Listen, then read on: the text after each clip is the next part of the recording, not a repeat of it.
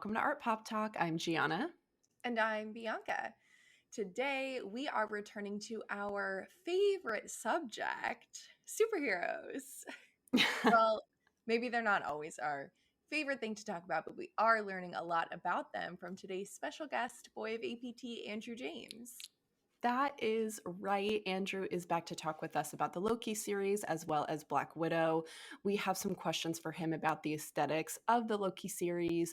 Why does something that's not futuristic but not past or present have a common mid-century modern retro style to it?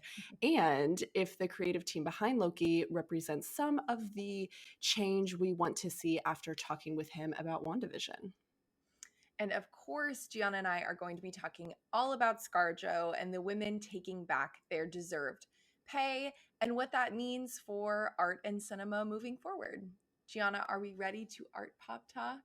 I am so ready to Art Pop Talk. So, hello, everybody. Bianca, I am just LOLing because in our show notes, you put, Gianna, do you have any intro thoughts, life updates, just kind of shooting the shit? And I'm truly way too excited about recording on an actual table instead of super like weird dark corners of my small apartment. So that is my life update, which is super exciting. Love working at a table. And then also last week was artist and OG Art Pop Tart Clara Titus's birthday. You all met Clara a hot minute ago, but I just wanted to say happy birthday to her because we love her so much. Oh, happy birthday, Clara. I'll have to go back and listen to our episode with her. Was she the first guest on APT? Oh my gosh, was she? I can't remember. No, I think we did Yatika's Oh, before hers. no, you Yeah. know who was Sid? It was like the third episode where Oh, Sid yes. was our, but I think Clara was a really big interview that we had, and maybe she was our first artist that we talked to, Yeah, practicing we did artist. talk. Well, I mean, we did talk a lot about Sid's practice, and then Yeah. I believe it was Yatica, and then the interview I did with Claire was just between the two of us. But Oh that my God. was like our first episode, kind of targeting the Art Pop Tarts perspective about what we were doing. So that was Right. super cute. Oh, cute. Oh, well, that's really exciting. Happy birthday, Clara. We love you. And we'll have to highlight our episode so we can all remember more about it. We need to get some art behind you. I think like a neon APTHQ sign would be so I cute. know. Bianca, I was just thinking, your background is really cute. You're on your couch. And since I just moved in, I have the classic, it's not quite gray, but it's not quite brown. Right. Like That's kind of just how mine is basic, too. yeah, cringy, like apartment wall kind of color. But Yeah. DIY TikTok honestly has me very angsty what people are doing with contact paper instead of painting things. So kind of decor that's very renter friendly. But when we do Yeah. record our videos, I was just thinking about that. It would be cute to make this a little visually pleasing for you than Oh, just yeah. me. Yeah. Well, also, if you weren't picking up on this, you can watch this interview on our YouTube channel if you're not doing that already. So, you can look at Yeah. Gianna's bare walls during. Sorry. But you're the star. You're the decor of Oh, this screen right here. sure. Yeah. I Let's think go you with look that. great. Yeah. Yeah. Well, this week I feel like we had a lot of kind of art and pop erotica news. Yeah. I know this isn't exactly, we're not into art news yet, but Lizzo's Rumors featuring Cardi B came out, and the music video, I just truly, if Cardi and Lizzo aren't in the live action Hercules now, like I feel like this was really their audition tape for the live action Hercules film. And then also there was a lot of talk about the Pornhub Louvre Met Uffizi situation. So Pornhub basically upload or like put this erotic art tour on Pornhub site using all of these works from these major museums. And then actually I think it was like two or 3 days ago, Pornhub took them down after kind of flack they were getting from the museum world over image rights and things like that. But it was so interesting. I just felt like, all of art history was a little, saucy this week. We love a little saucy art history moment. Oh, We yeah. have, and we've talked about erotic pottery before and its usage, and when we talk about purposeful objectification in the art world, that episode Yeah. way back in the day. So, if you want to find all the little Easter eggs in the Rumors music video, definitely we can link that episode that we talked about art and eroticism, because that was a fun one. Yeah. Yeah. Yeah. I love the song, and I love Ugh. the video, and the pottery is just, it's so good. It's so good.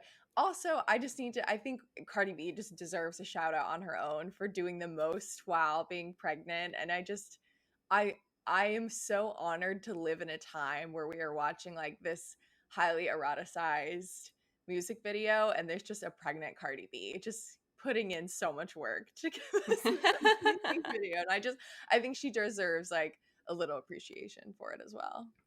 I think they both do. It was a win in my book, A plus all the way. I loved seeing all the behind the scenes about the costumes, the dancers, Oh my gosh. and how they did Lizzo's hair The was braids. so long, the braids Oh, just amazing. This is one for the books. truly, truly. I also like, I can't wait. I can't wait for Cardi B to be in a Disney movie. And I just think that Oh my gosh. that's the most important I thing just I want for her me to be moving like forward. a nymph that like gets mad at Danny DeVito for like hitting on her. Oh my gosh. Wait, that would be really good too. That would be really funny. I loved her like breastplate that she was wearing and her hat, which was like Yes. the Like the Corinthian Ionic. column. Yeah, Yes, whatever it yes. was. Yeah.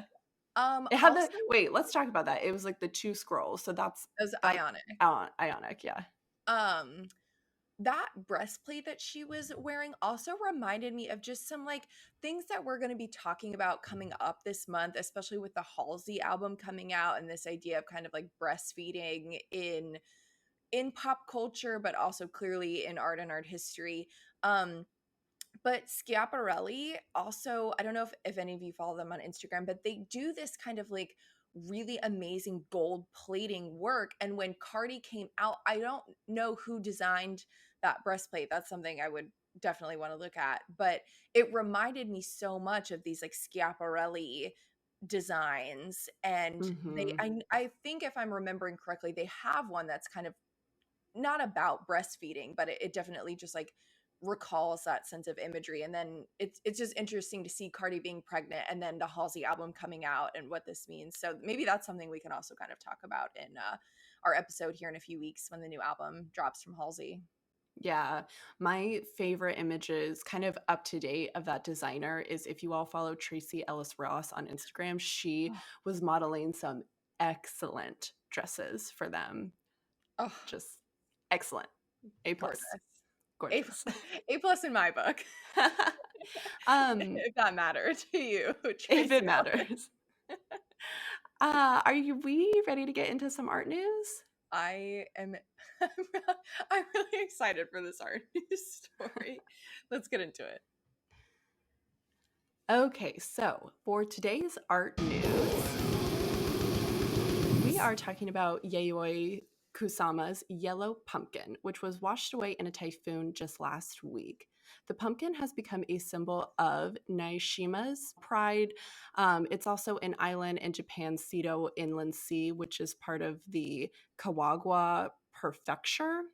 Naoshima happens to be known for also its art museums, and the pumpkin sits at the tip of this abandoned pier, since installed in 1994, and contributes to tourism in the area.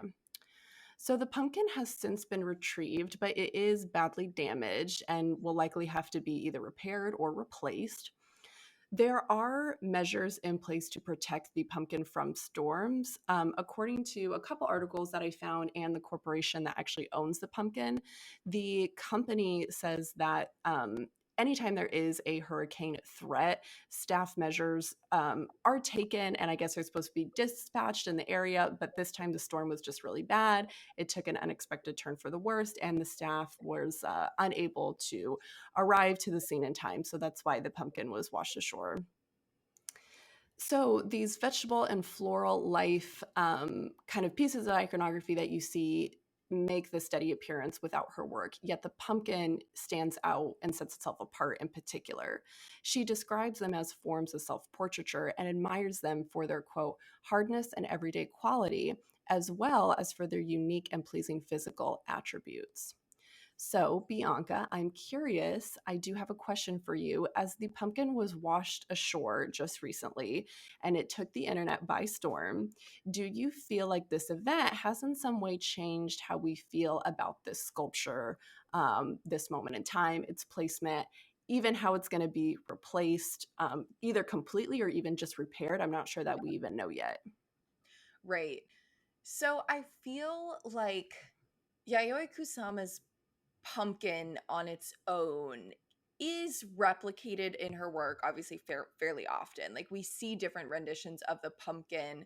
So I feel like, and I don't know that this is like a right way to equate the two, but you see kind of Jeff Koons balloon dog, right? And not that they're the same in any way, but I feel like the imagery of the piece will always kind of stand as a symbol of that artist's work. And I think oftentimes when we see Kusama kind of photographed, she's with the pumpkin or in this kind of sea of color and dots that are representative of her work.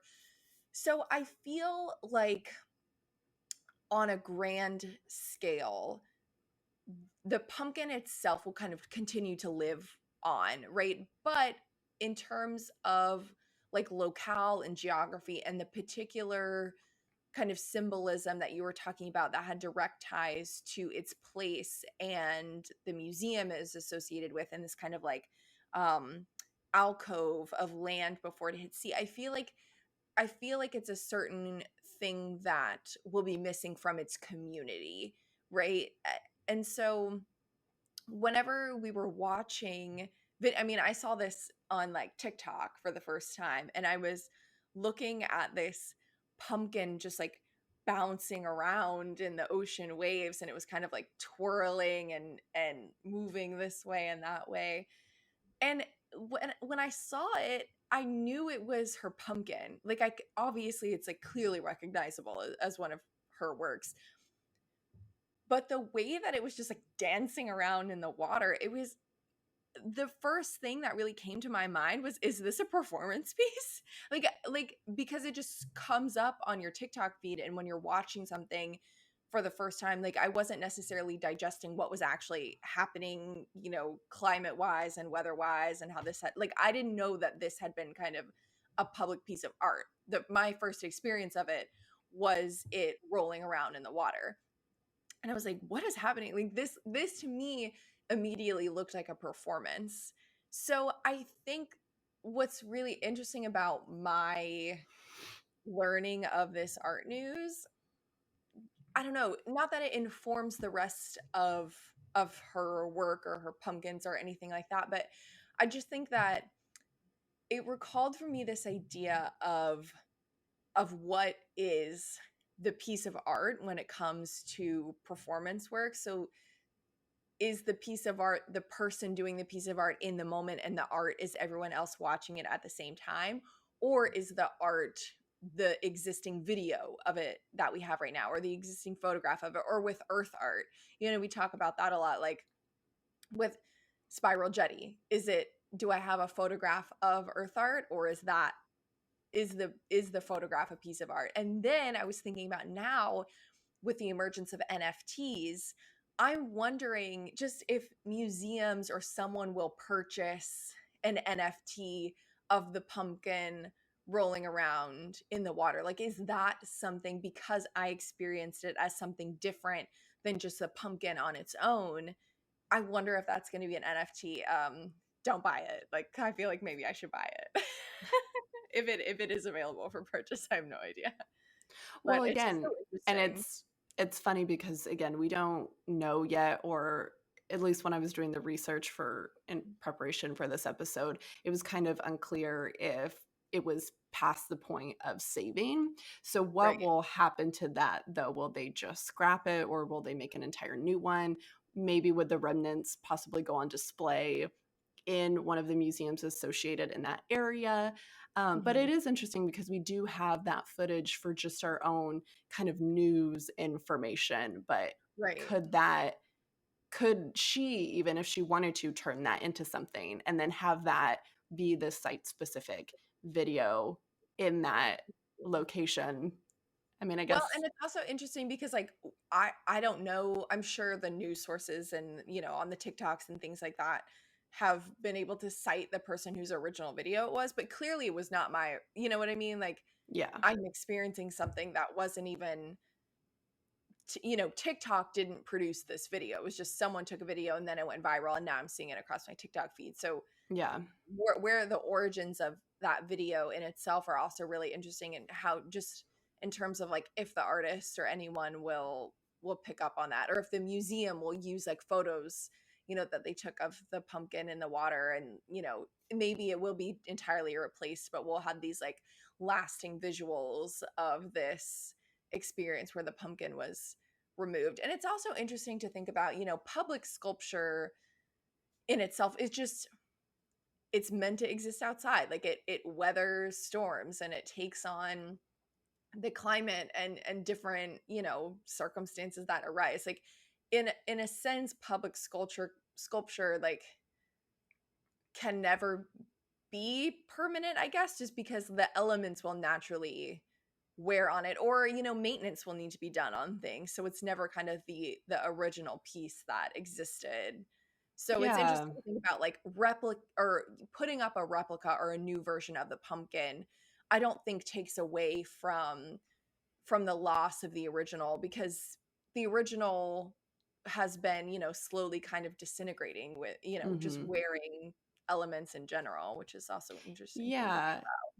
And I mean, as we just talked about, but the location of it, extreme weathering is happening to that piece more and more than it just would be if it was farther inland. So, about. Right. you kind of knew what you're getting into when you place it there as well. I think the ephemeral quality, though, is interesting when you think about how the pumpkin is a motif for her own body. Hmm. If we want to get Yeah. really crazy and like really deep into it. But yeah, just a little bit of interesting art news that is perhaps a little less depressing than our art news story from last week. Oh my gosh. Yeah, yeah, a little something to hopefully brighten your day. Something to think about. So, Gianna, are we ready to take a little break? And then whenever we come back, we will be joined by Boy of APT, Andrew James.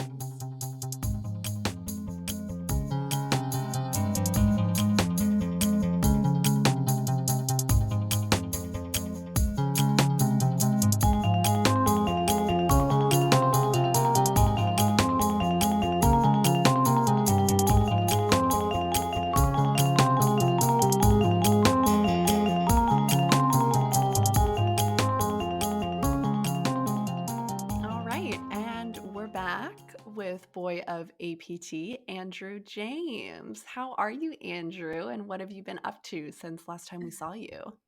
Hello, it's good to see you. I'm doing well.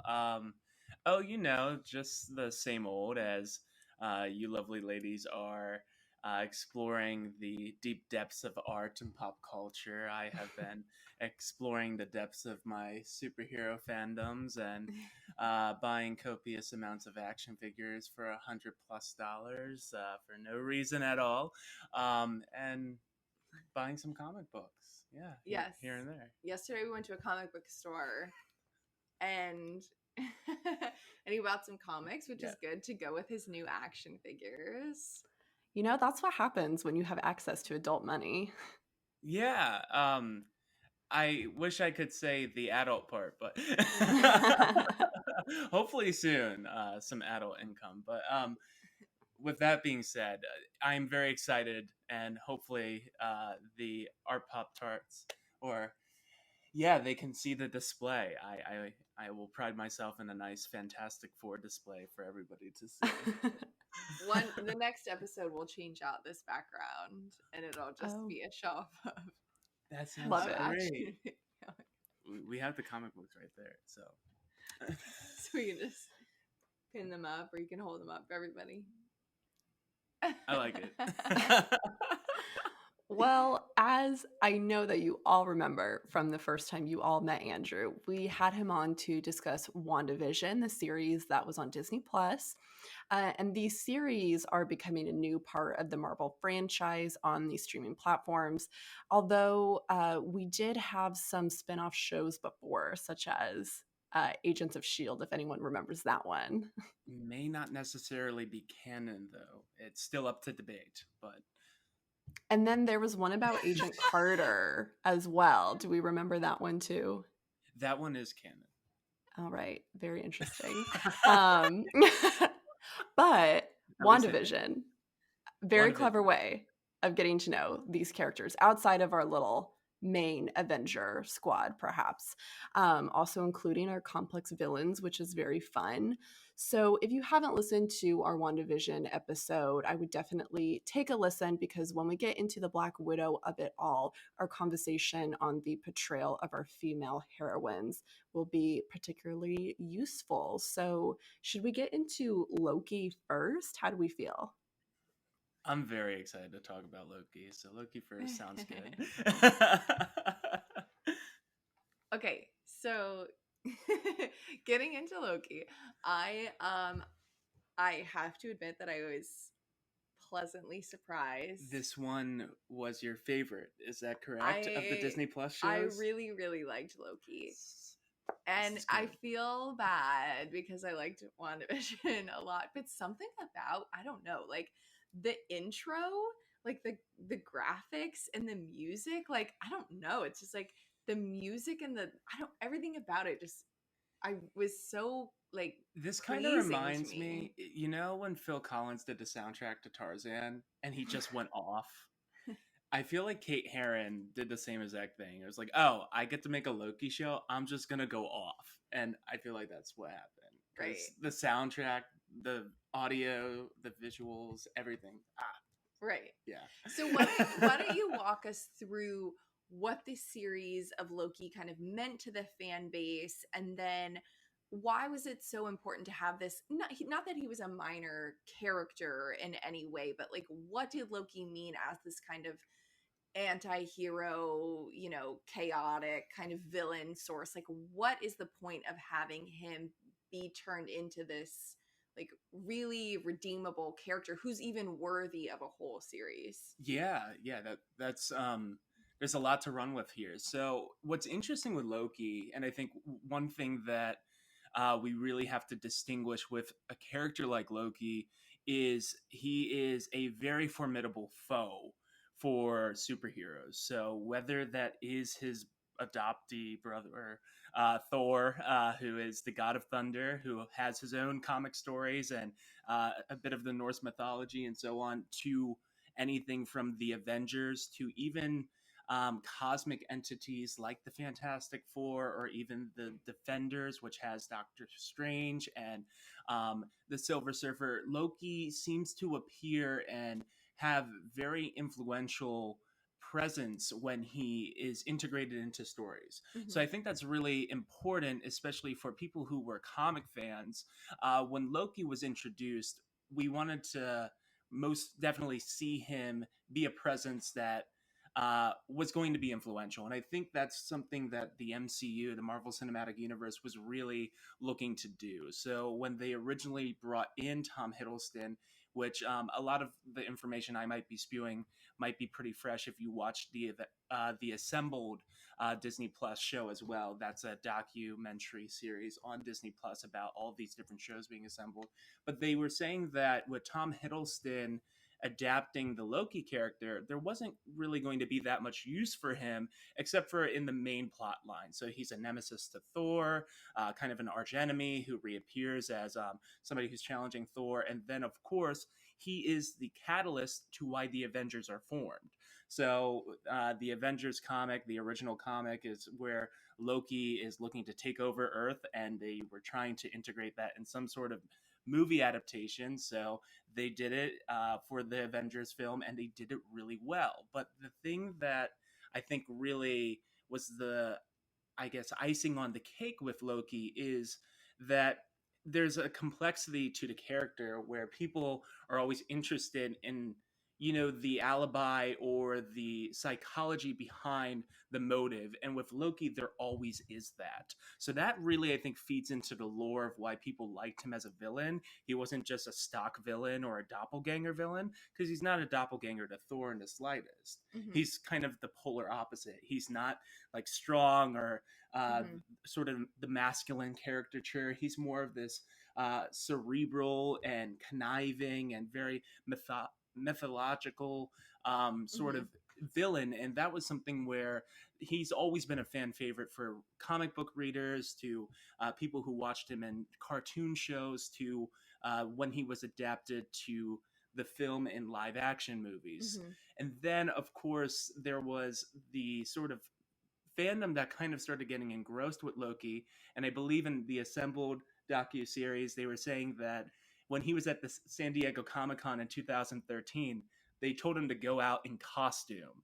And he went out in costume, and people went nuts because they were like, oh my gosh, he's going to be back. He's going to reappear in Thor: The Dark World. They didn't think Loki was going to be back. They thought Loki's story was ending.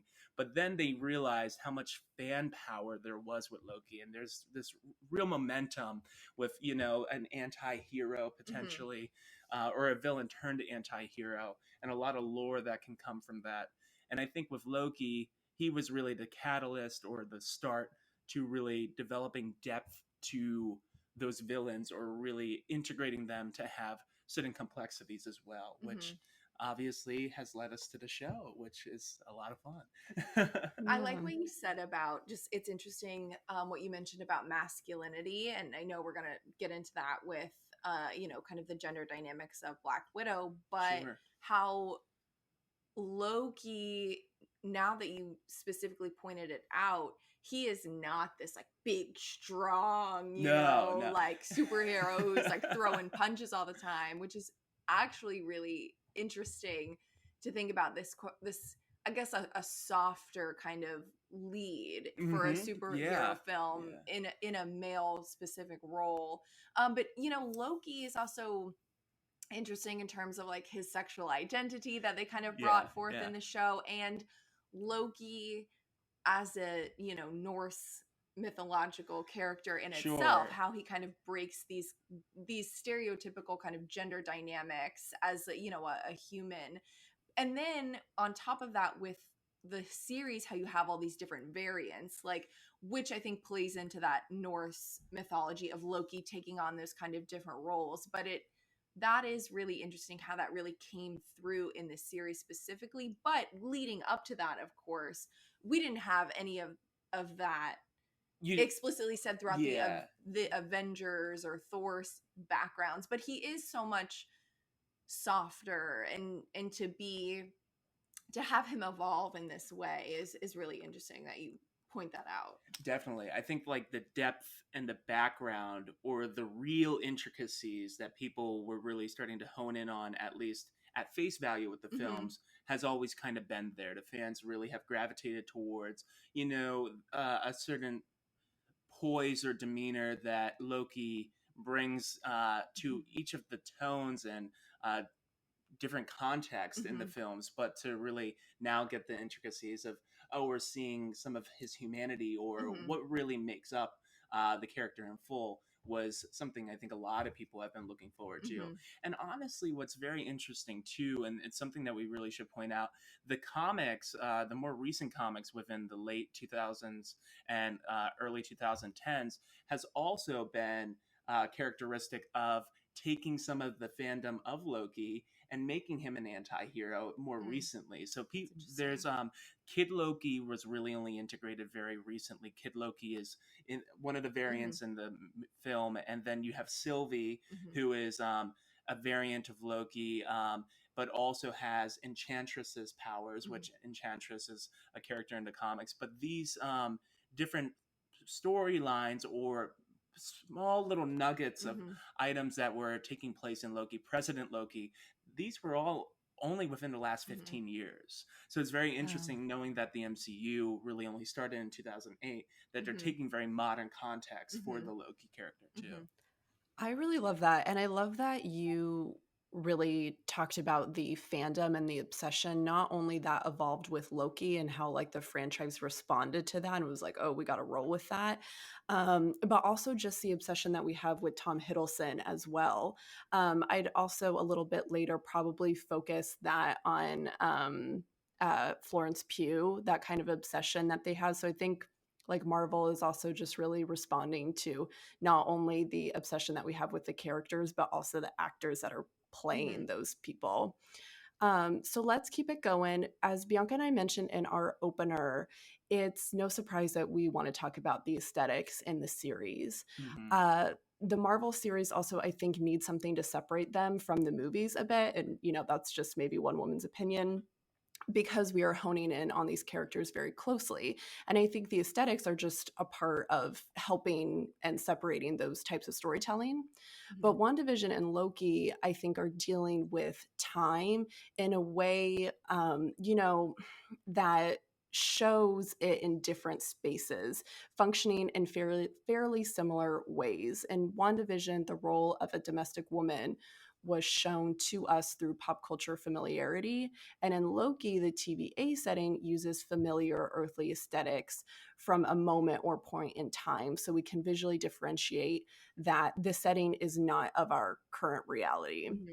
So what I want to talk about is when it comes to making a setting like this, especially one that deals with futurism, why is the space always like this old school, old technology, old like retro mid-century modern space? So some examples that Bianca and I were talking about earlier after we were watching Loki was the bad place in the show The Good Place, or the Thames Commission in the Umbrella Academy, which is that time traveling organization. Even something as that's a good connection. I didn't even make that one. Yeah. yeah. Did you think of anything when you were going through today's episode, like a show or movie with that aesthetic?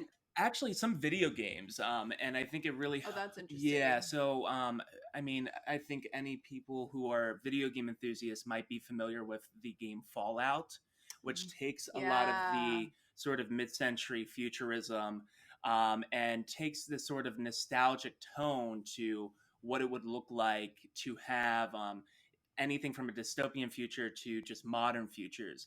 And I think really when we talk about, the mid-century modern, or even the sci-fi that was starting to get established, you really have to take it from like the Jules Verne's, Isaac Asimov, like all these sort of stories that were coming out, post-war literature that was making some of these utopia sort of settings and dynamics and context. And they also, at the same time, were very, very just caricatured, like to create like these really pristine and elaborate settings. So I always think about like all the different Star Trek sets, because mid 1960s, we're seeing one of the first sci-fi films kind of be established, and you're seeing these very crisp and like buttons. So like everybody is really stimulated by the fantasticalness of all the buttons and all the items that are there. But I think that sort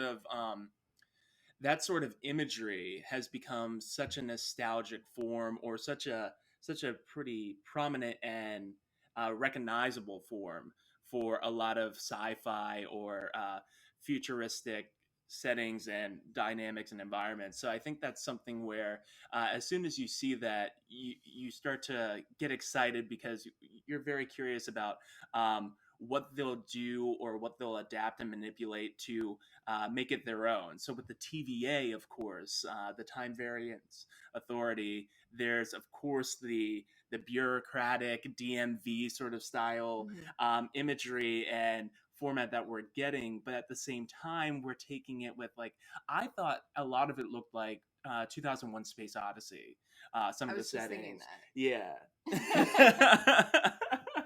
So you're taking like these pulls from Kubrick, and you're taking like these different pulls, even Metropolis, like the German expressionism in film. Like there's certain things like that where you're grabbing different tones and items and iconography that you can recognize real quick, you can hone in on, and you could just start to displace or suspend your disbelief in, because you've seen these things before. And I think that's Yeah. something where, especially the people they hired for the production team and the set for Loki, they were really trying to do. It was very, very intentional. One of my favorite little snippets, actually, and it was only I think it was a one pan shot that they did, was they had the red and white stripes and the TVA members all kind of doing almost like a hail or like this, but it looked very similar to Maoist propaganda. And I thought that was really crazy that like that was able to just kind of be featured so quickly. So some of these instances of iconography are just really fascinating. I think it's making the viewers that much more intrigued to want to see what next little nuggets or things they're going to be able to either identify or find reference in, or be like, oh, they took that from Kubrick, oh, they took that from 2001 Space Odyssey. So that was really cool. And I mean, there's probably more to be said on that. Well, Gianna, Yeah, yeah. I know you have some more thoughts specifically too, but when we watched that Assemble documentary, and I really loved that they referenced film history and kind of television history in the way you were referencing kind of WandaVision, and how like clearly there are these like pop and cinematic examples that WandaVision was pulling from, and it's perhaps less subtle in the Loki series, but in that documentary they referenced shows that featured like this lovable anti-hero and this kind of like lead villain that Loki will surely fall in line into that lineage of. But they reference The Sopranos and this kind of like dark set of The Sopranos, and how you end up rooting for this lead in a way. Become immersed in Jersey. And then what I really had been thinking about the whole time was Mad Men, obviously, and they did reference Don Draper, which I I love. And yeah, I appreciated that it felt kind of like they were pulling from similar circumstances of WandaVision, and then but it was more behind the scenes this time, even though it was kind of like right in front of us throughout our viewing experience. But I know you have like some more examples that I thought were interesting as well. Well, there are a ton that I can think of. And one of the things in talking about just the kind of cinematic scope of things and what you tend to gravitate towards, I really liked that you talk about the I really like that you talked about the familiarity of it all, because I want to get into that a little deeper. But one of the things that I was kind of getting into in my own head was, for some reason, I kept thinking about Dr. Strangelove.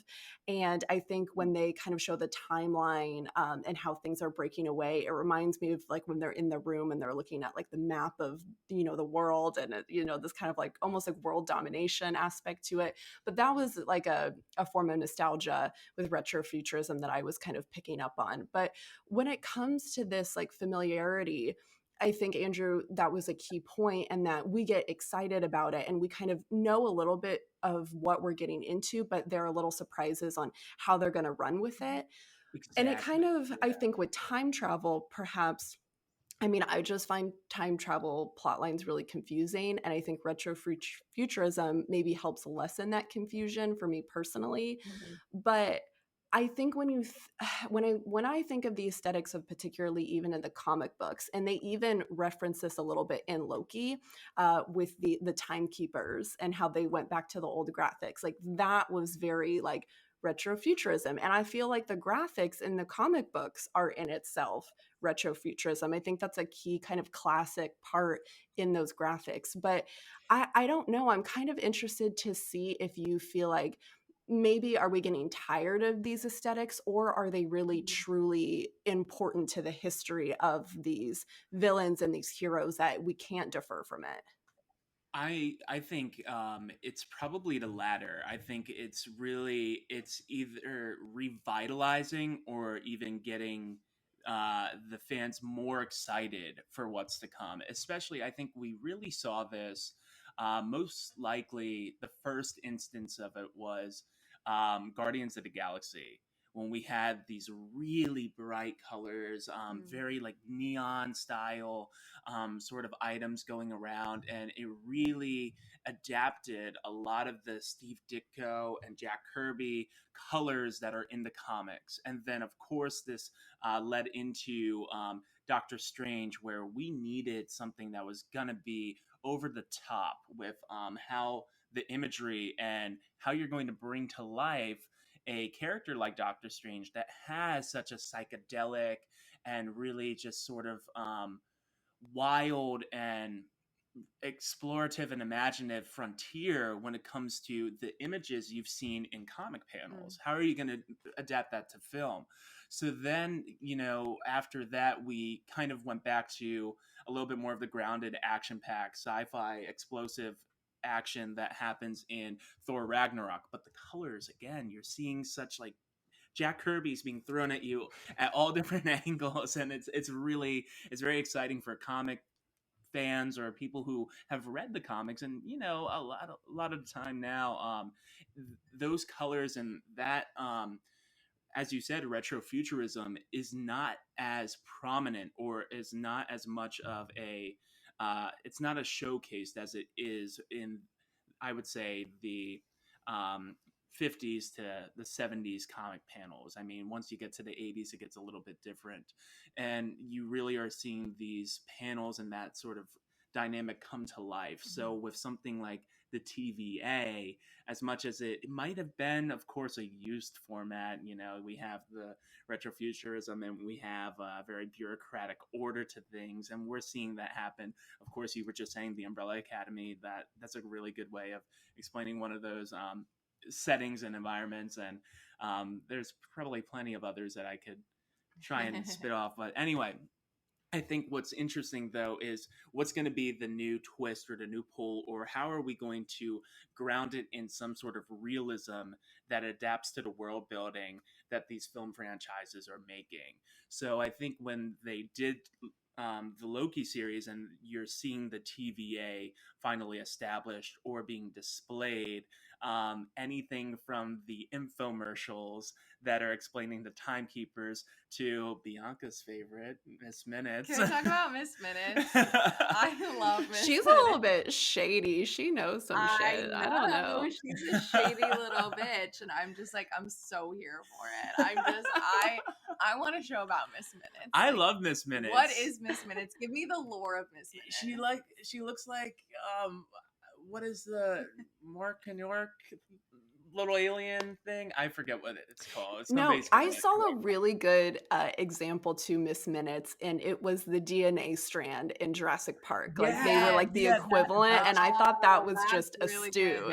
Yeah, that is excellent. That's spot on. But yeah, somebody like Miss Minutes, again, we're seeing those parallels, but we're seeing how they're readapted and they're integrated to establish certain world building, or the realism of the Marvel Cinematic Universe. And that's what I think the TVA really blew people away with, how much it was able to do that, as compared to some of the other settings. I mean, we've seen Asgard, and that was one of the first big reveals to a new world or a new setting and environment in the MCU. And then Wakanda, of course, was phenomenal. And we're seeing, again, something that's very, very different.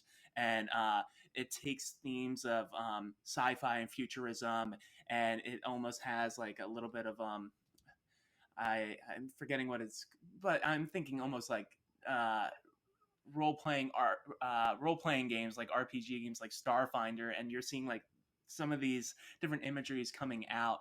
And then Xandar, where Jeff Goldblum, the Grandmaster, is having his gladiator games and stuff. And you're seeing these worlds getting built. So now we're seeing all these different ones, and they all have a certain culture, mores, and sociological order. Let's do something that's so generic and so face value that we see every day, but let's push it back into what we have seen done plenty of times before, but now we're going to do it MCU style and have Owen Wilson come out as Mobius and shake it all up, as well as Judge Renslayer and B-15. So speaking of that, and thinking about the expansion, if that's even possible, like how can this thing get any bigger? Like the MCU and where Marvel goes from here. I know you were very excited. One of your favorite characters. I should have brought my action figure. Yeah, we you could have should like have. featured him. is Kang the Conqueror. And so I know you've been very excited to like finally see the emergence of Kang in the MCU. So can you talk a little bit about, like, going back to that first question, why was it pertinent that He Who Remains was featured in the Loki series of all things? Like, I feel like that's such a big point of opening for our visuals coming forth. So why was he put in the Loki series, do you think? And then on top of that, speaking about the cast and what we talked about with WandaVision, we want a more diverse cast from Marvel and the MCU, but how does the casting of Jonathan Majors work with Kang, and how do you envision him moving forward? Because Kang, as you've explained to me, takes these different forms, similar to, I think, maybe, if I'm understanding right, like what we saw with Loki. Like Loki has all these different variants. That's actually a really interesting parallel. How the casting of Jonathan Majors will work moving forward with Kang, because we see He Who Remains, and then at the end we see that, what I envision as that more like traditional Kang figure image, of Kang. Yeah. Well, I really I want to note that the parallel of, seeing so many different Loki variants, or Loki is a shapeshifter too. That's one of his abilities. So he's able to come in variations of forms and people. And I think maybe, that might be a very large parallel to why it was so applicable to have Kang established in a Loki story as well, because Kang as well is very known for coming in variations of themselves and in various forms and various characters.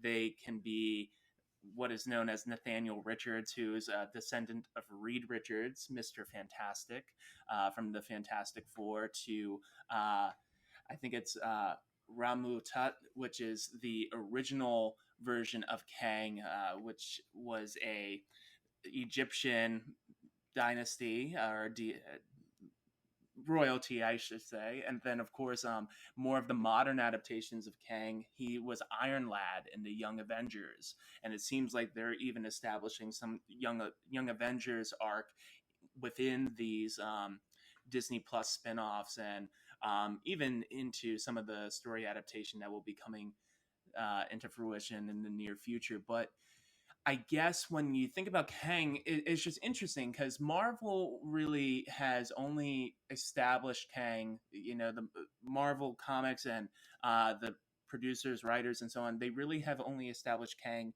in some ambiguity and somewhat of a mystery. So when you see Kang, you really typically see one essential form, which is a purple and green outfit. He has a blue face and he wears this purple helmet. However, when we talk about the He Who Remains character, I think it's important, to note that He Who Remains is the original person who's behind the TVA in the comics. So He Who Remains is the one who's been around for all of time and created the Time Variance Authority so that there could be established order in the space-time continuum. So in adapting this to some sort of film portrayal or TV portrayal, they took He Who Remains, that character, and kind of molded it with one of the Kang variant characters, which is Immortus. And Immortus is seen in the Avengers comics as one of the Kang characters or one of the Kang variants. So a version of Kang that we see that is a little bit more benevolent, a little bit more kind, and not as much of a force to be reckoned with, as much as somebody who has some deep insight. So they took this Immortus character that has like this nice purple and green cloak, and they combined it with the He Who Remains character, and it was really a pretty important way to establish a Kang reveal without necessarily giving away the havoc that will be coming soon, because Kang is really somebody who really screws up a lot of the I guess the sanctity and the order and the establishment of all this world building, actually, as we're saying. So Immortus runs the TV and the comics. You adapt Immortus, or pardon me, He Who Remains runs the TVA into comics. You adapt He Who Remains as the Immortus character, that's Kang. You combine both, and that's what you're seeing as the MCU version of the TVA. It's a That was a lot. lot. That was a lot. I feel like I retained some of that.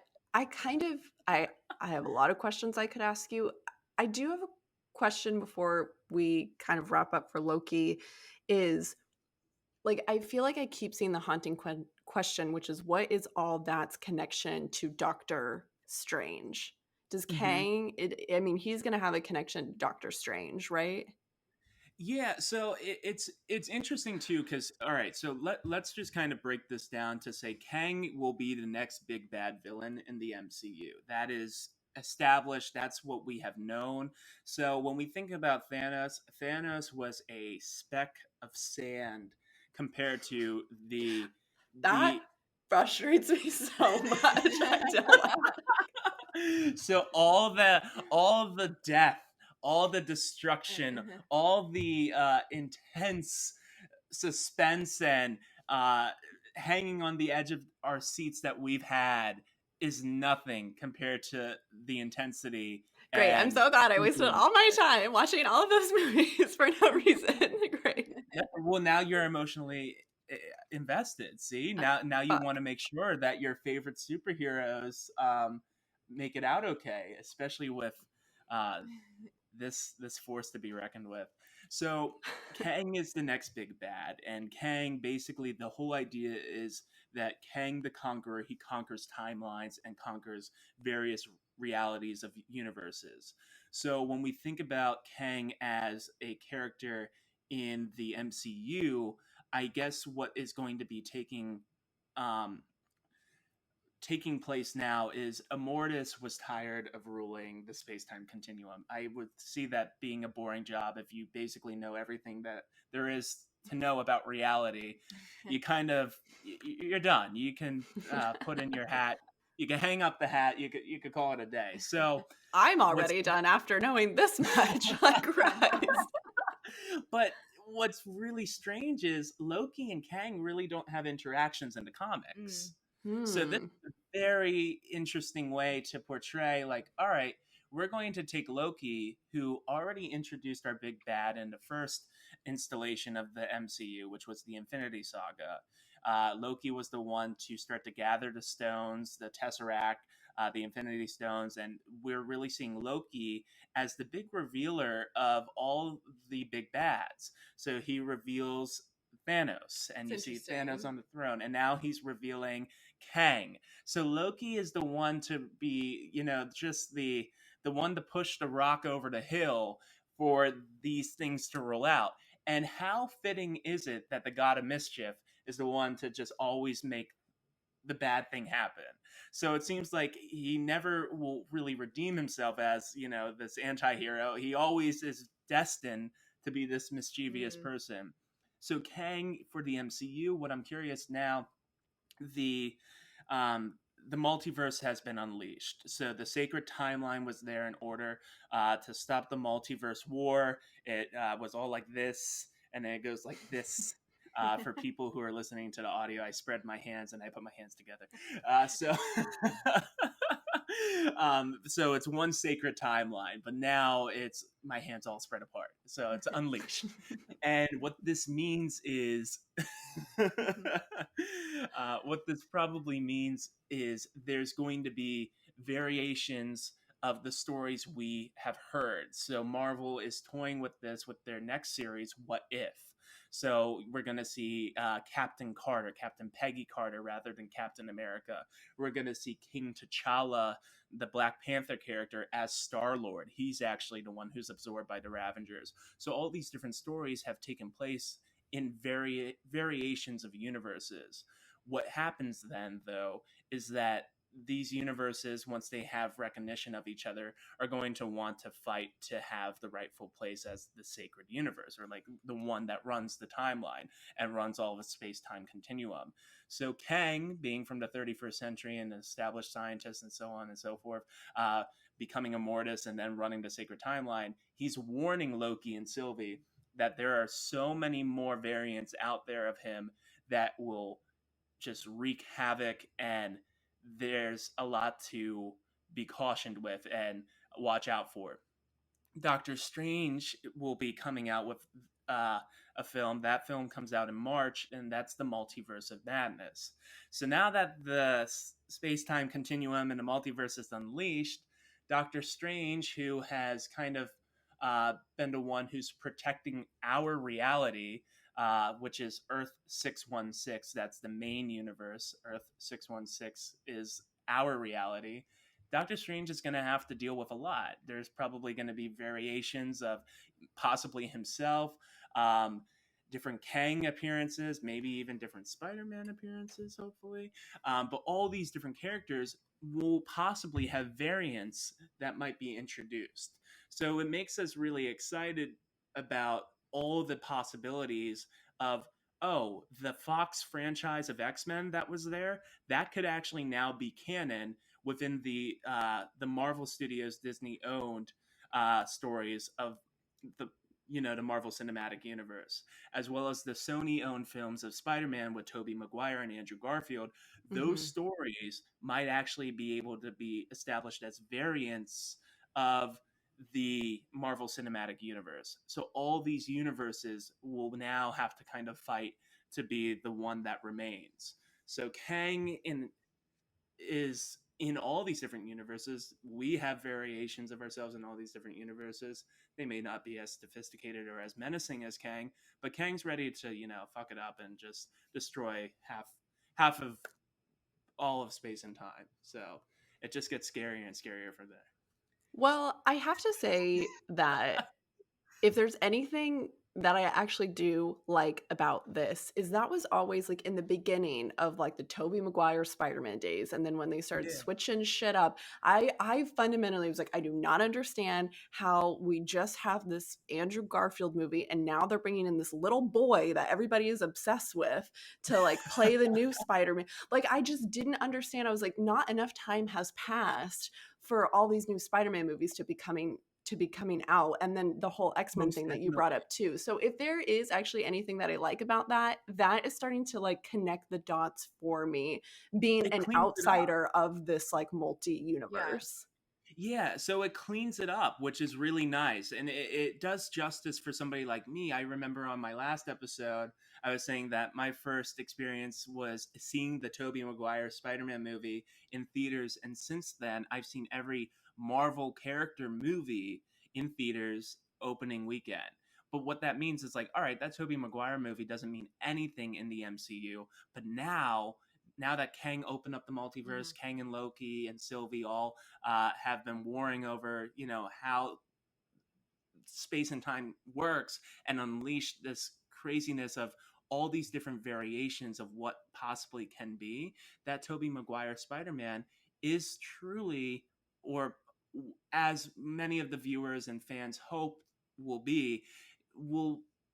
probably be canon as a continuation or one of the variations of the Spider-Man story. And we already know, at least, that that is somewhat true, because we already know that Alfred Molina, who's the actor for Dr. Octopus, and Jamie Foxx, who's the actor for Electro in the Andrew Garfield Amazing Spider-Man film, are both reported to be in Spider-Man No Way Home. So we already know that in some way, in some form, this multiverse is kind of getting cracked into. So what's to come is really, just, I guess, figuring it out and phasing it all together and knowing in what ways all those things will connect. And that's going to be very exciting. But at the same time, there's a big threat on the way, which is Kang, and Kang will possibly not make those things connect, which means it could be very fatalistic for a lot of our favorite characters, including our favorite Loki. Well, we have to get into Black Widow, Of course. but I think that this is like kind of an interesting point to end our Loki discussion on, just in terms of, yes, this is interesting for like canonical reasons, how all of these things are merging together, but I think it's also interesting what you said about studios and image rights and character rights and things like that, which we'll get into with the lawsuit a little bit in terms of Black Widow. But Definitely. I think that's also, thinking about the arts and kind of how this relates to the museum world, in particular image rights, and thinking about how all of those things connect and who's allowed to use what, even though it's all basically part of the same thing. We all experience it as part of our world, but there's this other kind of like back end issue that happens in the kind of like business and administrative part of creating these various universes. So if it's okay, we can take a little break, and then whenever we come back, we can talk about Black Widow. Okay.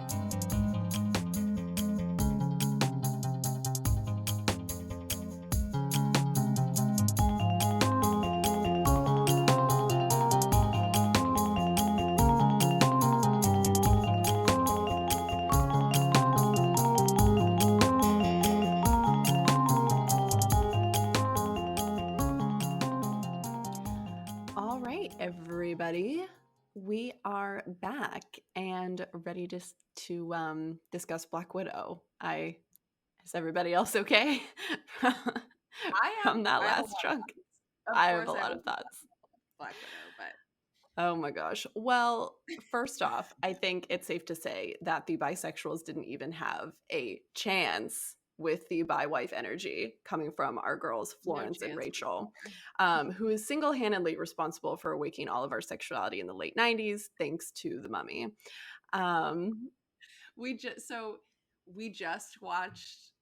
Andrew just watched The Mummy for the first time ever. I didn't even know Rachel Weisz was... He had no clue, and we're watching it, and he's like, Rachel Weisz? I was like, no, I know. She's my lobster. Also featured in A24's film, The Lobster. Which is excellent. Well, I think Bianca and I are very, very angsty to get into Black Widow. I was a little bit late to the Black Widow game. I just saw the movie on Thursday. We talked about a little bit in our last episode. I didn't want to buy it on Disney Plus because I wanted our girl to get her monies. But I, wanted to be strategic about when I went to the movie theater, blah, blah, blah. It was great. Nobody was in the theater. A little side note, though, I could not remember what the last movie I saw in a theater was. So I started looking up movies that came out in 2019-ish that I remembered seeing. And the only ones I could think of were The Joker and actually Avengers Endgame. And then also, unfortunately, the second Zombieland. I remember going to see.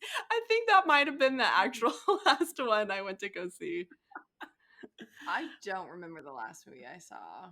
It probably was Joker, because Joker was around October. So yeah. That interesting. But yeah. I probably saw... Oh, I saw something in March of 21. Anyway. What did you say? Probably Harley Quinn, Birds of Prey. Oh yeah, I did not. I could not. All right. Well, I want to talk about our main archetype when it comes to our heroine figures, which is, for me at least, I thought predominantly family. I want to preface, and we have talked about this before, we see plot lines with our hero figures where family does tie into their plot and does have a strong presence. Um, but those lines, I think, sometimes do get entangled with romance, maybe more. This got me thinking about some superheroes' backstories, which is part of that formula that makes a hero a hero. So, with these backgrounds in mind, we still critique the experience of female heroines so much that we are very aware Mhm. when they are put into domestic spaces, which is an aspect of this film, and when they are also sexualized, romanticized, so on and so forth, which Black Widow has been scrutinized for in the past, for her portrayal. And the filmmakers, I know, were very wary of doing this in this movie because everybody had such a spotlight on it, such high hopes for it, and we've just been anticipating this movie for such a long time. So my question for Andrew is, do you feel that the family aspect in this film is simply a tool to tie in the plot line of Black Widow needing to come back to save the Avengers, or get the band back together? And how is her backstory maybe told in the comics? And then could this be a case of kind of like we're damned if we do and we're damned if we don't, because of how closely we've just been like scrutinizing the portrayal of Black Widow? Yeah. I mean, all really good points to press and thoughts to kind of bring up. And I think really when you think about Black Widow and you're trying to adapt a story for not only Black Widow but for Scarlett Johansson after so many years of work with Marvel, it's just very interesting. I went into this movie and I was very excited because it's the first Marvel movie to be out in theaters, of course, since or not but uh, amidst the pandemic. And with all that being said, it was very interesting to me within the timing of what they were doing with the Black Widow story and where they're trying to pick up the Black Widow story within the mass of just character development and story that has taken place with Natasha Romanoff, as also she's dead.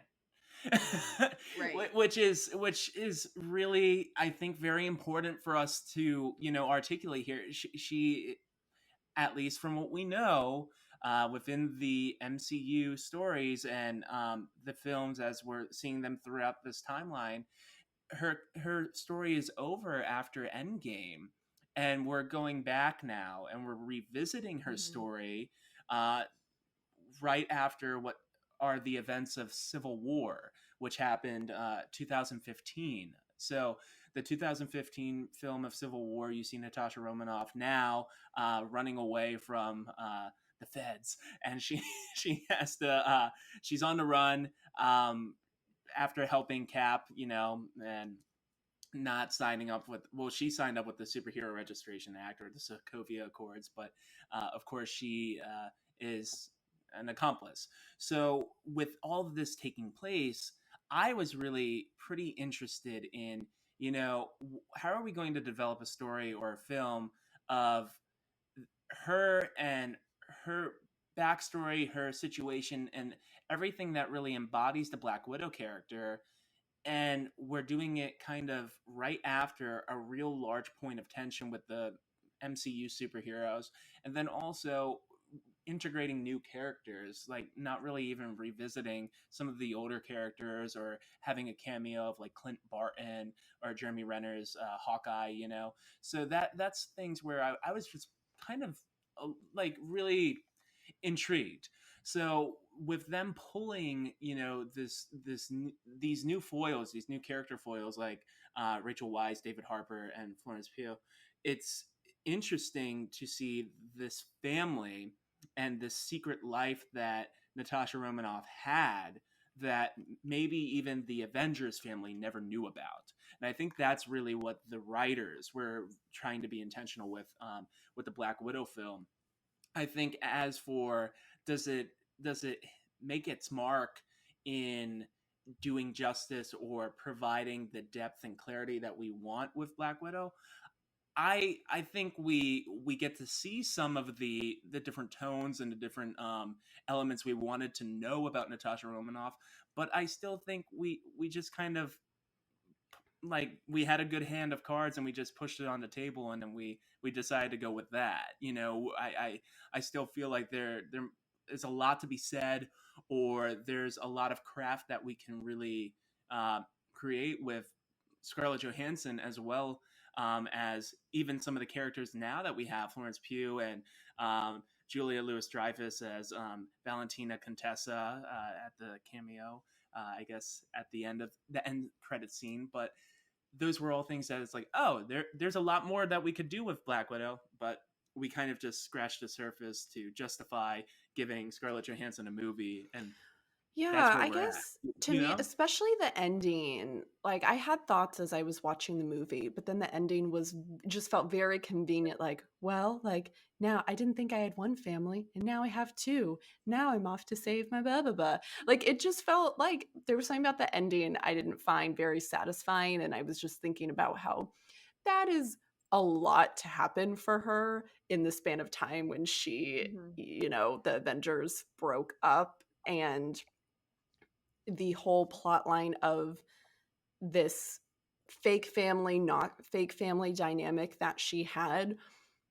I i feel like so much of what was really screwed up about that was buried in the humor of it. And I Yeah. just didn't, how like your fake mom and your fake dad, you're just gonna like forgive them like that easily, where like they were still a part of building this organization, and like they still put you in child slavery, and like you're proud of them because they became like great assassins, but then you're also proud of them because they became an Avenger. Like I really didn't get the dynamics. It just didn't make any sense to me.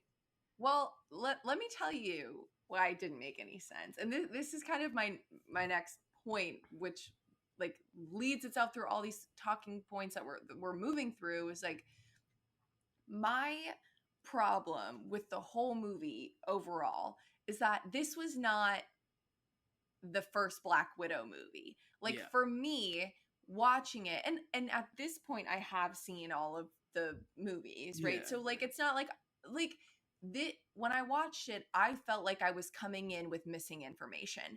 And that pisses me off for Scarlett Johansson and the character and what a female lead can do for these movies. They gave Black Widow a sequel to a non-existing Black Widow movie because Yeah. we Yeah. know we like over the course of the regular Avengers movies and things like that, we have seen Black Widow kind of talk about her past. And honestly, they didn't even talk about how she's been sterilized. Like that's a Well, they huge, kind of they do. They did. Yeah. but it's just like why But why aren't we getting a whole Black Widow movie where she goes, and then with the point where the one of the other kind of like female, what's the word I'm looking for, like her, the character that she's fighting in the end was the daughter of Mhm. the man. Like she like blew up this building with his daughter in it. But what, like, where did that come from? Because I feel like Yeah. in the course of a normal Avengers movie or a normal other kind of male lead movie that we're we get the getting, story we get this building. story building up to Yeah. that point, and then in the sequel we would get like flashbacks of that, because even in the other movies we have references to like the whole Sokovia situation, which I know is a big plot line, but clearly what happened in Budapest was a big plot line for this Black Widow movie that we Well, got. that was one of the big like surprises or reveals, and that's what they were saying was like Budapest was referenced in the Avengers. It was referenced, I think, a little bit later on. Okay, but but they said like this, you'll finally find out what happens in Budapest. so they're feeding us this story as a surprise when that never would have happened in another Avengers movie. They are feeding it to us like we are supposed to just be like, ooh, I'm so happy that we finally get closure about this thing that we've been referencing. Well, But in another movie, I feel like they would have I will push drawn back it a little out. with that, because I think, we do get some of the surprises, at least when we look at the assassination of Tony Stark's parents. That was never seen, that was never even mentioned. and then we find out that the car crash was actually plotted through the Winter Soldier project, and that was something that was brand new to everyone. So they did do, like we have references of Howard Stark, we have references of the Winter Soldier. We never knew what was taking place, but they kind of just quickly show us that in that one instance. And I think that's kind of the way they decided to do it with the Budapest story, unfortunately. Yeah, I I agree with what Andrew's saying, but holistically, Bianca, I get your point in the sense that this movie was not a backstory. It was about an event that took place that still continued to just reference her backstory. And then we Right. finally got to, through like the visuals, like, and through her sister's story, we got to kind of connect the dots. But it's a lot of just Right. continuing to connect the dots. I think they like monopolize on the trauma card here a lot, and it was interesting to me where like we're taking um Natasha's story and we're taking kind of oh, she has a dark past, as we've heard in the Avengers stories, and then we're trying to kind of integrate the backstory or the past of her experiences, and then in addition to that we integrate her sister's story with that as well. So you almost like, I don't know what the proper term would be, I but feel like they're conflating the two. And for me, from my perspective, it's because they don't want to give her more movies, or they don't think she can, like, this female lead can handle that many movies as far as the fan base goes. And that's just my perspective and my point of view. I just feel like for a regular male lead, we would have gotten that backstory, and honestly that would have made, I think, Natasha, that, for me, who's not necessarily honestly like a big Black Widow fan, I guess, like, I think I would have gravitated with her more if I had learned more about her backstory kind of on her own. And then in the sequel, or in the movie that we got, you bring in the family, you bring in the family dynamic, you learn more about her connections. I think that goes to show also, the point of reference or the frame of reference that they built Black Widow on was the supporting role character that she is in the Avengers comics too. Yeah, Like, that's a and good point. I think it shows that, even in the storytelling or the narratives that have been established via the literature that she has, it's not in depth compared to like an Iron Man arc or anything even close to even what an Ant-Man arc is. Yeah. And that's where, there's plenty of stories with Black Widow, but oh, Daredevil is a large prominent role within Black Widow. Oh, Captain America is a large foil to the Black Widow narrative and story arc. And that's funny because, I it's hate like, Daredevil. already, I didn't know that. yeah, in the comics, Daredevil is pretty prominent with Natasha Romanoff. But when you see this Well, now in the film, whole Ben Affleck of it all. Sorry. I But can't. like, even just her hate it. connection with Hawkeye, like, Yeah, even they that could have could have played with been that. like, that could have been more like maybe ending the first movie on like how she knows, because for me it's like, I feel like her and Hawkeye have this, like, not that it's unspoken, but they clearly have this like history that we, like, I don't know anything about as just someone who experiences the films. And then you're gonna bring in at the very end, Yelena is just gonna appear in Hawkeye's series supposedly, and Yelena's gonna, like, now take on this dynamic with Hawkeye. But it's like, I don't know jack shit about Black Widow and Hawkeye's connection. Like, I don't know anything about them in terms of what I see on screen. Like, maybe the fan base gets more in the comics, but I'm just saying that, like, from a film standpoint, it infuriates me that this is what we got for Black Widow, because the fans would have been pissed. They would have been pissed if this was like the Captain America or Iron Man film. I want to agree with you, because it's sad that we see Bucky Barnes and Sam Wilson, Falcon and Winter Soldier, supporting characters of Captain America, having a buddy cop show before we see Black Widow and Hawkeye having their show. Right. And that's where I do think, though, we have to be mindful that it might have been a choice of the actress Scarlett Johansson's choice, that she might have she's not her contract's done, or she might not have wanted to extend her contract.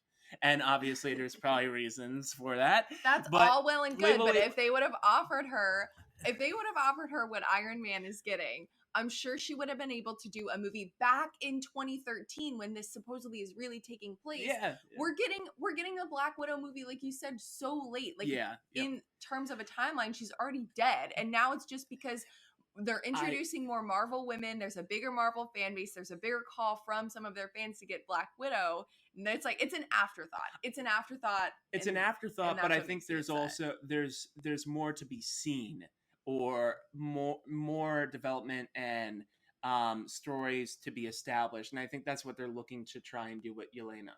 Because I think that's that is something where Yelena is a Black Widow. Yes. And there's two Black Widows in the comics. There's Yelena and there's Natasha. And Yelena does come into the Avengers roster. So, Florence Pugh, this is only the beginning for her. And we can, I don't want to be defensive over the studios, because God only knows how frustrating some of the choices are and the objectification that happens. But we can only hope that the Yelena story or progress that they will make with that character as a Black Widow, and the stories that will be created with her, will be better integrated as a standalone character, and then her into the Avengers franchise. That's what I'm excited for. Yeah, we'll see.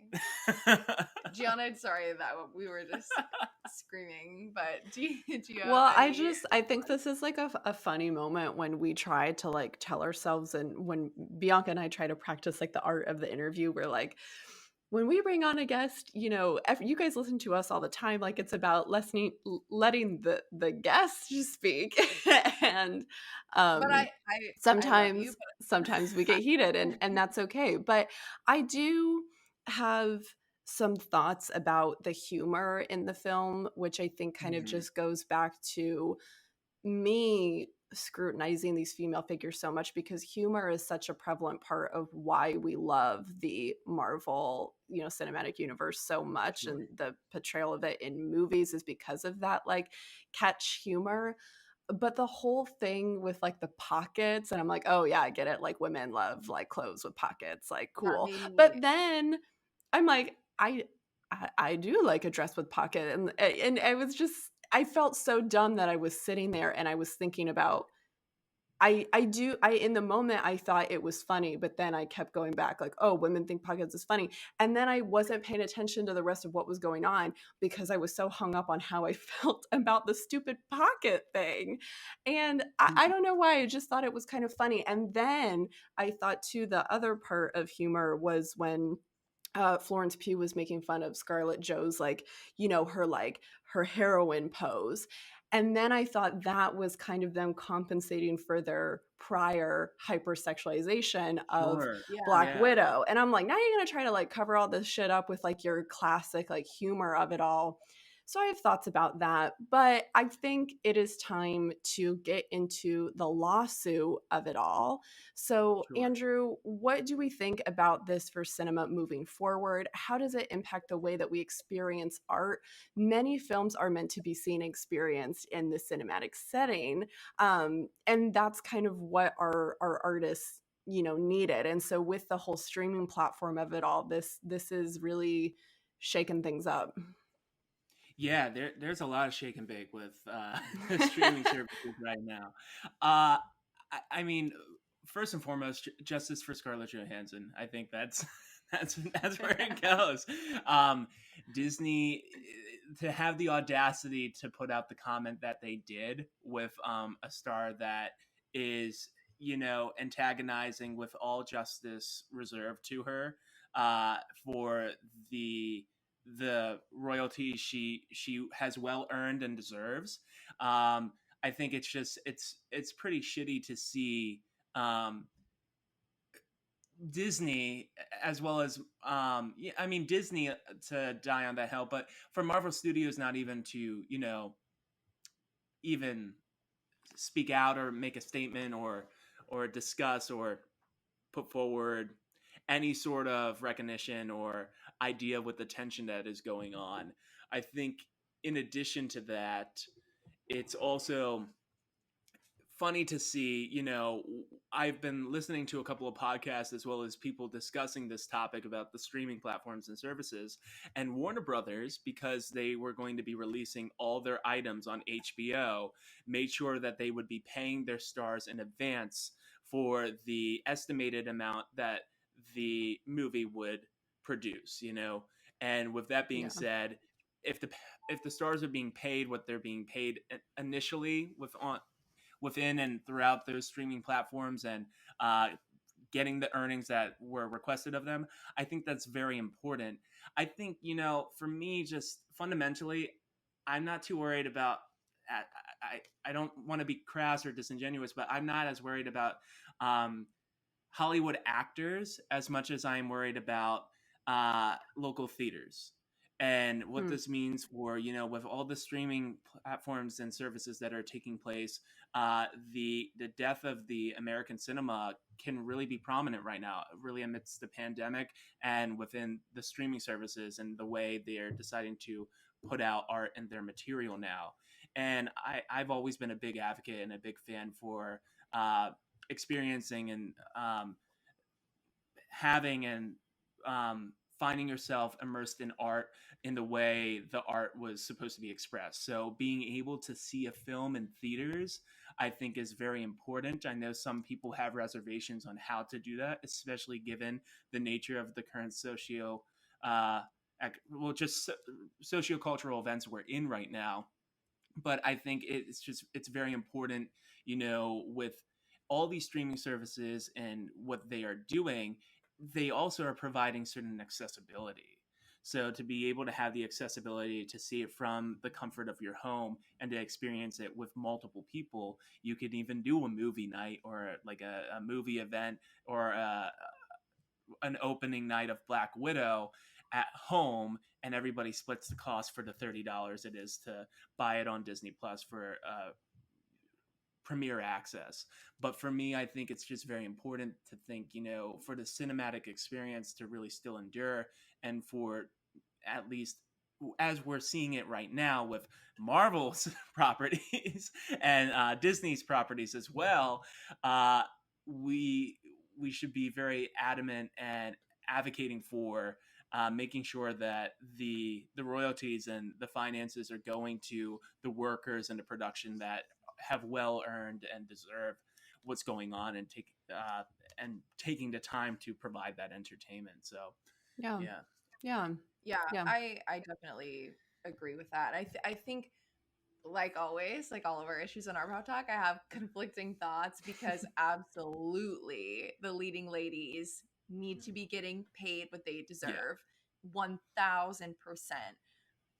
At the same time, I think the nature of our world that we're living in and the advancement of our technology was inevitably going to lead to this type of discussion.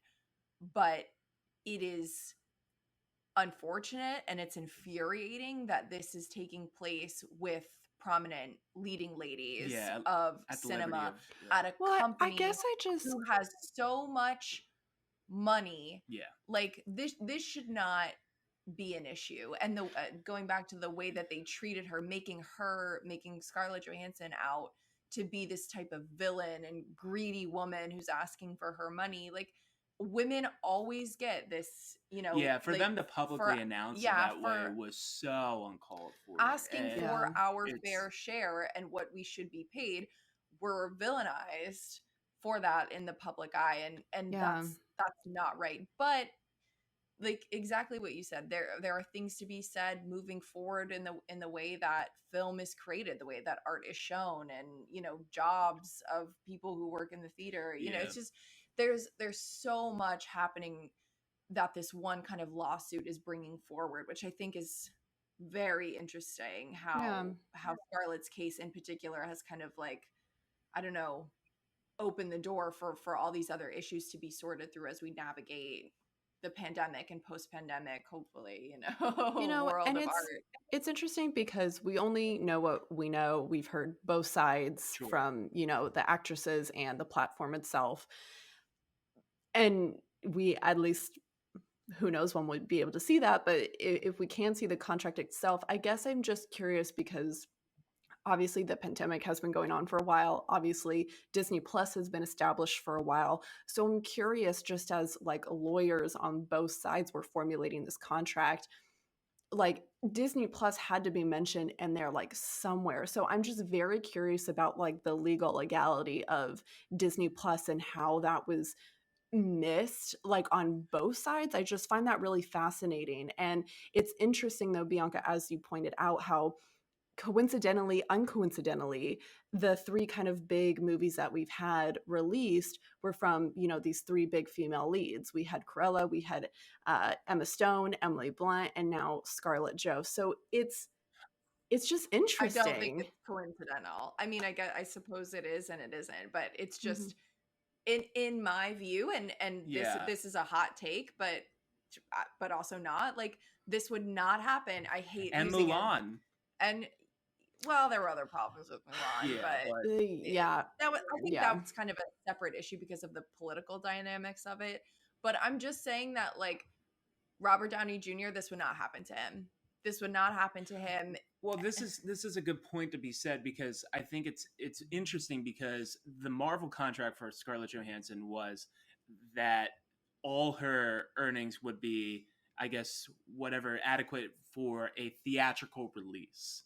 So Hmm. a theatrical release for all the movies that she was done, and that was what was explicit on her contract. So it did not incorporate the streaming parameters of what is Disney Plus, and for it to actually end up there.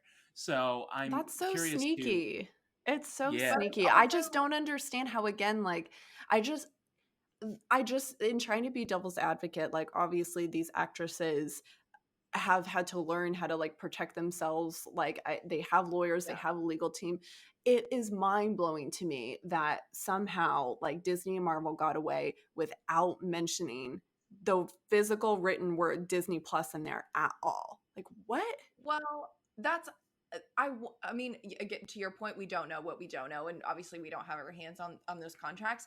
But I think that the other part of this is that culturally, for Black Widow in particular, because she is a leading super heroine figure, I think the crowds that didn't show up for her in the theater, like some of the male crowds who may have gone to see it on opening weekend normally if it was their big favorite, Thor character or something like that. I know the pandemic adds that added complication to it, no doubt. And there's no way, unfortunately, there's just no way of kind of reckoning the two because of our current circumstance with COVID. But I think that there is an issue with the some of the fan base not showing up to the well, theater. That's that's interesting. where it becomes very, very fascinating, because we have all of our 2021 uh, theatrical trailers released, except for Spider-Man Far From Home, which is supposed to be released in December. And I'm very curious. We have two new superhero films new characters and new superhero films being revealed in these trailers: Shang-Chi and The Eternals. And both of these will be the premieres of these superheroes as we see them on the big screen. But they have yet to release the Far From Home trailer, and this is a big thing within the fandom.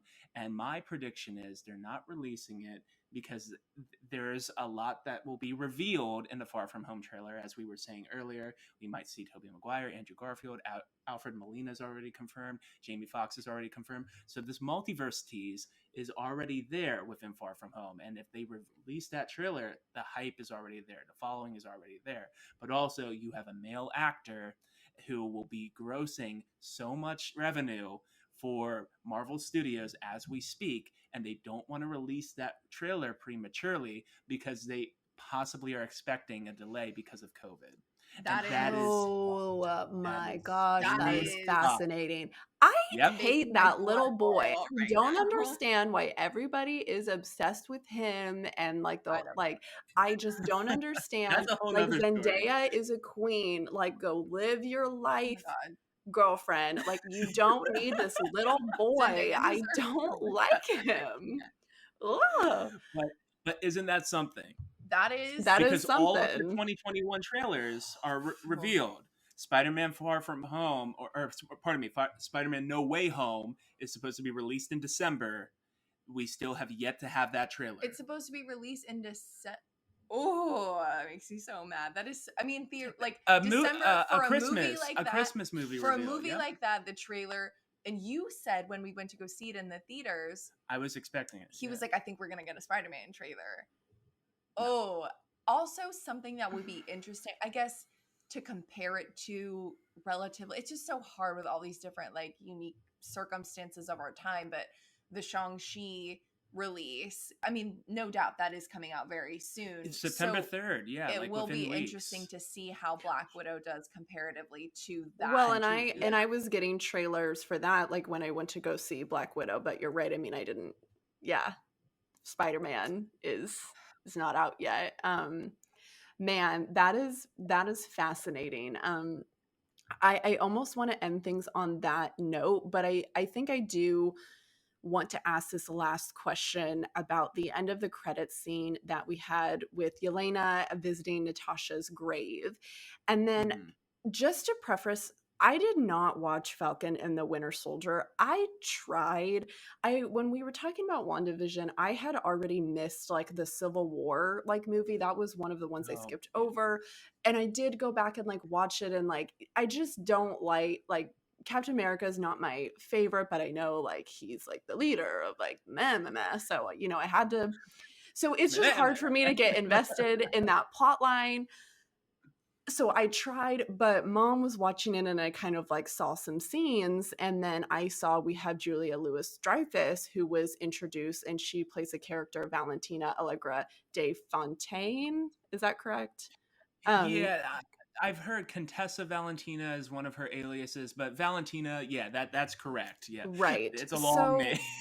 So I guess, and this kind of ties into our conversation with Loki, and we were kind of talking about this over the break, is Loki is setting up so much for us, from the whole timeline TVA of it all, breaking off all these other multi-universes, and how that is going to lead us into the big shebang of it all, and our next big villain, which Thanos is just a fly on the wall at this point, which just is like infuriating.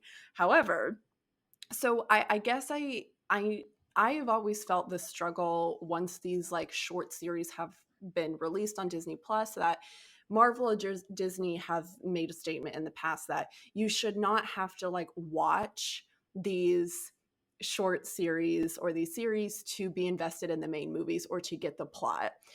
And yeah. I just think that that's total bullshit. I mean, I just think it's the nature of how everything is so connected, and it's profitable for them and like whatever. But that is how the original complexity in the comics, like that's just, the story is so complex. It's very hard to not watch one without the other. So it just, my snippet from seeing Valentina and Falcon and the Winter Soldier, when I saw her pop up at the end of the credits, I was like, that is the last straw for me. Like, do not tell me, because then I don't know who the heck this woman is. And it just annoyed me. I will say Black Widow was supposed to be there, be released before Falcon and the Winter Soldier. So that was supposed to be the first appearance of Valentina that we saw. Of course, sure. So we would see her for a second time in Falcon and the Winter Soldier. So the whole thing, though, with that being said, I do believe that, of course, if you watch the Disney Plus shows, you're going to have a lot more context to a lot of the situations that are going on and the inner happenings. I do think, and I think there's a talent and crafting that the writers do within Marvel Studios, and I will be very curious to see how they will so quickly and just fast and feasibly be able to make the plot line or the happenings of Loki and the happenings of WandaVision paraphrased or established within Doctor Strange or within Ant-Man and Quantumania, because I think they do have a knack for it, and it has been done. I mean, in Far From Home, the Spider-Man movie that came out, I guess, 2019, they did basically summarize all of the Endgame and Infinity War situation of the Thanos snap and then the people reappearing. And they did that within like a 5-minute montage of the student news for Peter Parker's high school. So I am curious. I think there could be some really talented and like craftful writing with that. But yeah, it's hard to say. There's a lot to. I mean, I think in theory, what Disney is spewing out to us is like, you don't have to watch any of this, like, but you will. Like, like, we don't have to watch WandaVision. All hail the Mouse House. It's just like they will be fine. Like they will be fine, and it will go on, and it will do what it needs to do. And yes, there like will be ties, except for with Black Widow. Like I just think we got no ties with that. But like, you know, they will go on, and I think that they are like not concerned with people like us who maybe didn't watch Falcon and the Winter Soldier. You know, like. And I guess like, it's like a part of me is even frustrated with myself that I just like I can't get into it. Like those are just character, and I like what I like, and those are characters that I just haven't been invested in it. Like and same thing goes with like Hawkeye. Like he's never been my like boy with little arrows, and then the guy with the wings. Haley like Steinfeld will be the new Hawkeye. Who will? I don't love that. Haley Steinfeld will be Kate Bishop, who will be the next Hawkeye. So they are really setting up for the Young Avengers with Yelena and Haley Steinfeld and Isaiah Bradley, Eli. I don't know. We'll see. We'll see how I feel when the time comes. I could ask Andrew like a million more questions. My brain is ping-ponging around in my head, but I really like this episode. It is really fun to get into it from get into it all, even from someone like me and Bianca who have learned to get into it and be invested in some of the stories, but are still somewhat on the outside of it. So it's always fun to have you on, Andrew. I feel so rewarded knowing that you two are learning so much about superheroes and comics, and that you do have a certain investment, and it creates certain emotions in you that I love to see it. Yeah, so it definitely have emotions. That's for sure. I have feelings about it. I'm happy to extend the universe, as they say. Oh my goodness. Well, everybody, as usual, if you have any thoughts about this episode, as we do, you can always share them in our Art Pop Tarts Facebook group. As I put in my last Instagram post, I like it when the tea is tart. So do with that what you will. And any other closing thoughts? Anything else you want to share with us, Andrew? Justice for Black Widow. Justice for Black Widow. All right. All right, everyone. Well, be on the lookout for that Fantastic Four set. We'll feature it. Oh, okay. Okay. Andrew James taking over APT social media over here today. I will send you a photo that you can feature when they come in. Great. Oh my gosh. Awesome. Well, everyone, we are going to cool off, simmer down, and we will talk to you all next Tuesday.